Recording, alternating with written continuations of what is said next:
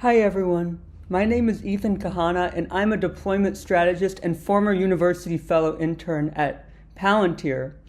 And today I wanted to use Foundry to make salmon. And one thing that I really love to do is I love to cook. But sometimes the recipes don't always turn out so good and people can be a little bit cranky. So one of the goals, especially as someone that loves to tinker and experiment with recipes while keeping the people around me sane and happy, is I think it would be really useful to have a way to keep track of all my recipes over time. Because right now, if you look at my recipe sheets, it's just constant annotations and it's just a mess. So let's find a way to keep things really in one place. So one thing kind of workflow-wise that you can do is you can upload your own recipe, or you can choose one of the ones today that are listed here. And so let's do this recipe that I really enjoy, and we're going to make some salmon.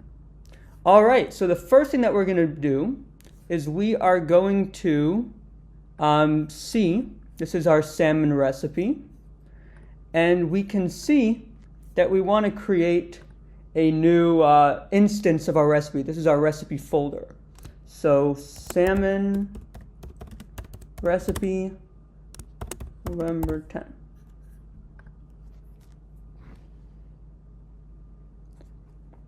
And while we're waiting for that, right now it's just doing the edits and creating the new instance of our recipe. Great. So now we have a recipe PDF, and we have all the steps and the ingredients for each step. So the first step, as you can see, is preheating the oven to 420 degrees Fahrenheit. And I've already done this, and I actually preheat it to 425. So preheat oven to 425 degrees Fahrenheit. So that'll go behind the scenes using an ontology edit function, and it will edit that object, the steps object, and set this value to true. So now let's place the salmon on a sheet of aluminum foil.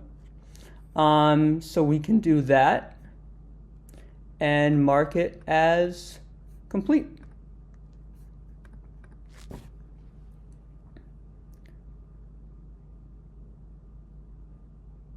Great. So now the next step is let's score the salmon. So we did that. We can mark that as complete as well. No feedback needed.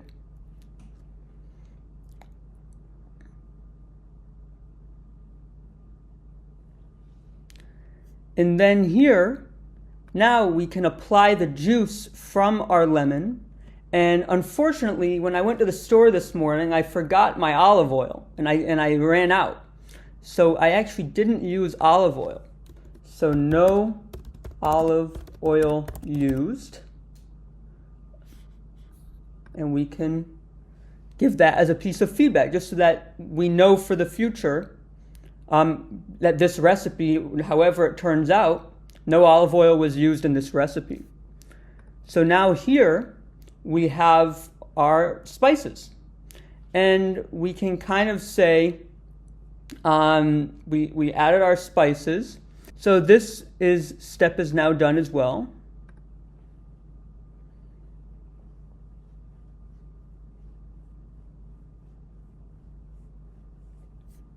And now let's put the salmon in the oven.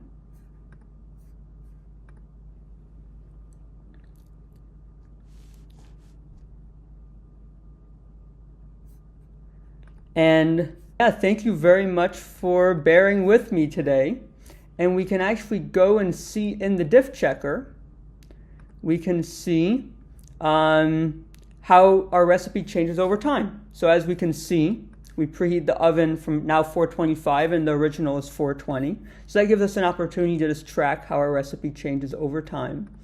And so I think the next step is you should register for build.palantir.com and build something that you're interested in. It's a free account. You can just go in, have fun with it, and I would really recommend it. It's a lot of fun, and somewhere that you can actually get started is the Build with AIP kind of samples and tutorials. And these are just a really good opportunity for you to kind of understand what is even possible on the platform, like parsing PDFs with the LLMs and Pipeline Builder. This was super useful in taking those PDFs recipes and turning it into the data that we could use, like steps and ingredients. And so sign up for build.palantir.com. I'll include the link in the description. And for those that are an undergraduate student right now, I would really recommend to apply to the Semester at Palantir program. It was a wonderful program. It really did change my life, really inspiring people that I learned a lot from. And so I would really recommend doing that. And thank you very much for spending your morning or your afternoon with me. And I hope that you have a great day.